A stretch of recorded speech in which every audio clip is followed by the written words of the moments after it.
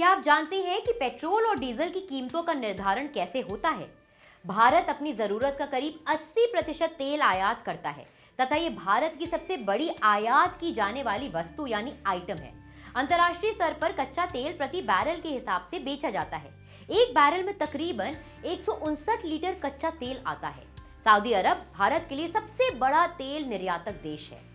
Petroleum पदार्थों के खनन से लेकर इस्तेमाल होने तक की पूरी प्रक्रिया क्या है?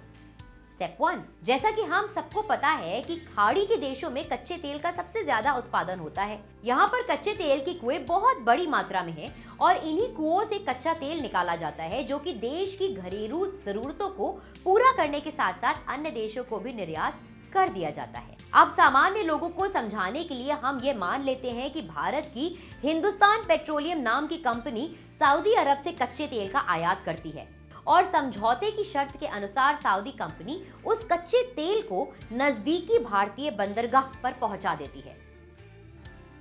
इसे FOB यानी फ्री ऑन बोर्ड कहते हैं।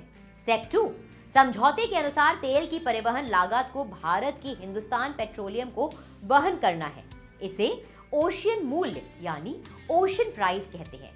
इस प्रकार अब भारत के बंदरगाह पर पहुंचे तेल की कुल लागत होगी तेल की लागत यानी FOB मूल्य प्लस ओशन मूल्य।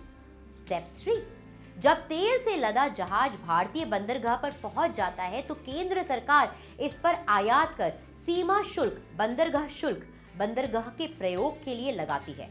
साथ ही बीमा कंपनी को भी बीमा शुल्क का भुगतान किया जाता है। ये सभी भुगतान हिंदुस्तान पेट्रोलियम ही करती है। स्टेप 4, अब हिंदुस्तान पेट्रोलियम इस कच्चे तेल को तेल परिशोधन कारखानों यानी ऑयल रिफाइनरीज तक पहुंचाती है ताकि यह प्रयोग करने योग्य हो जाए।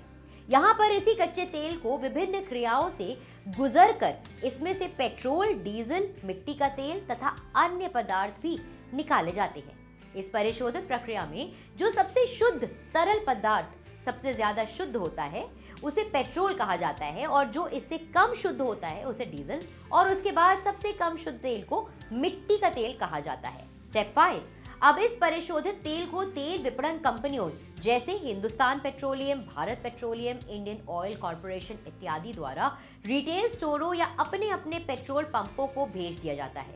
इसकी परिवहन लागत भी तेल विपणन कंपनियां ही वहन करती है। स्टेप 6, इन रिटेल दुकानों या पेट्रोल पंपों पर केंद्र सरकार उत्पादन ड्यूटी यानी एक्साइज ड्यूटी, राज्य सरकार बिक्री कर यानी वैट लगाती है। यहाँ पर यह बात गौर करने वाली है कि प्रत्येक राज्य में वैट की दर अलग अलग है। इसी कारण हर राज्य में पेट्रोलियम पदार्थों की कीमतों में अंतर पाया जाता है। यदि कोई राज्य पेट्रोलियम पदार्थों पर ज्यादा कर लगाता है तो वहां पर इसकी कीमतें बढ़ जाती हैं। दिल्ली और हरियाणा सरकारें कम कर लगाती हैं।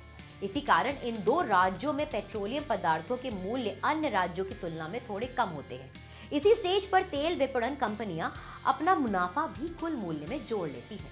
स्टेप 7, अब इन्हीं पेट्रोल पंपों से डीजल और पेट्रोल उपभोक्ताओं तक सीधे इस्तेमाल के लिए पहुंच जाता है। हम और आप यहीं से अपनी कारों और मोटरसाइकिल में तेल भरवाते हैं। अगर आपको ये वीडियो पसंद आया हो तो इसे लाइक, कमेंट और शेयर करना ना भूलें। कीप वॉचिंग जागरण जोश। Till the next time, it's a goodbye from me.